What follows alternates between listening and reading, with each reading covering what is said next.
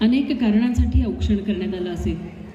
कधी परीक्षेत मिळालेल्या यशाबद्दल, लग्नाच्या उंबरठ्यावर सासरचा उंबरठा आपलासा करण्यासाठी, माहेरचा उंबरठा ओलांडताना एक आशीर्वादाचं औक्षण देखील तिला झालं असेल.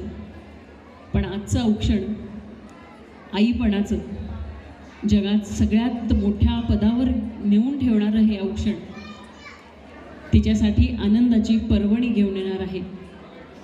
औक्षणातून आपण प्रत्येकजण बाळाला एक नवीन नातं सांगणार आहोत आणि आई आणि बाळाला सुखरूप राहण्यासाठी शुभ आशीर्वाद आणि शुभेच्छा देखील देणार आहोत.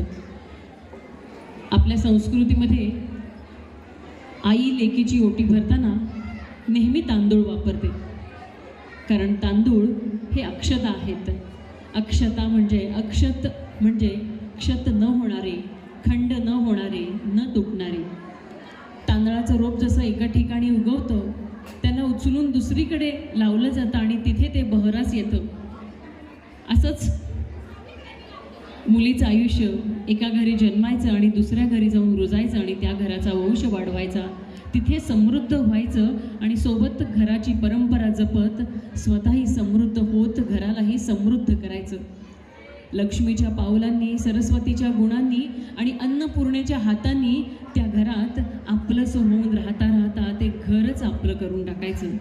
हा आपल्या संस्कृतीने दिलेला वसा आणि हाच वसा अखंडपणे चालत राहो यासाठी आई लेकीची ओटी भरताना तांदूळ वापरते. कल्पवृक्षाचं प्रतीक असणारा, जे सगळ्यात जगातलं सगळ्यात सर्वोच्च फळ मानलं जातं, की ज्याच्या प्रत्येक गोष्टीचा उपयोग होतो, म्हणून त्याला कल्पवृक्ष म्हणतात, अशा नारळाने ओटी भरतात. सुपारी, जिला संपूर्ण फळ अशासाठी म्हणतात की असं म्हणतात की सुपारी तयार होण्याला जवळपास 8, 9, 10 महिन्यांचा काळ लागतो आणि ज्या झाडावर, ज्या फळांवर तिन्ही ऋतूंचा संस्कार होतो आणि त्यामुळे ते मजबूत आहे. आणि गणेशाचं प्रतीक म्हणून ही सुपारीसुद्धा आपण औक्षणामध्ये वापरतो आणि सुपारीने औक्षण करतो. हळद कुंकूचा टिक्का तर आपण नेहमीच लावतो. हळद आपल्याला आरोग्य जपायचा वसा देते, तर कुंकू अनंत काळासाठी आपल्या बाळावर कुंकू लावण्याचा वसा देते. संस्कृतीने आपल्याला खरं तर आधी स्वतःचं आरोग्य जपायचा वसा दिला आहे. म्हणूनच आपण प्रत्येक वेळी देवी देवतांना औक्षण करताना, नमस्कार करताना सुद्धा आधी स्वतःला हळद लावतो, स्वतःला कुंकू लावतो आणि मग देवी देवतांना सुद्धा लावतो.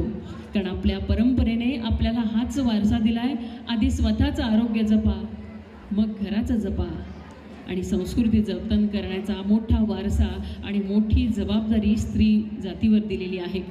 आणि हाच स्त्री जन्माची कहाणी सुफळ संपूर्ण होण्याचा हा आनंदाचा पर्वकाळ निकिताच्या आयुष्यातला.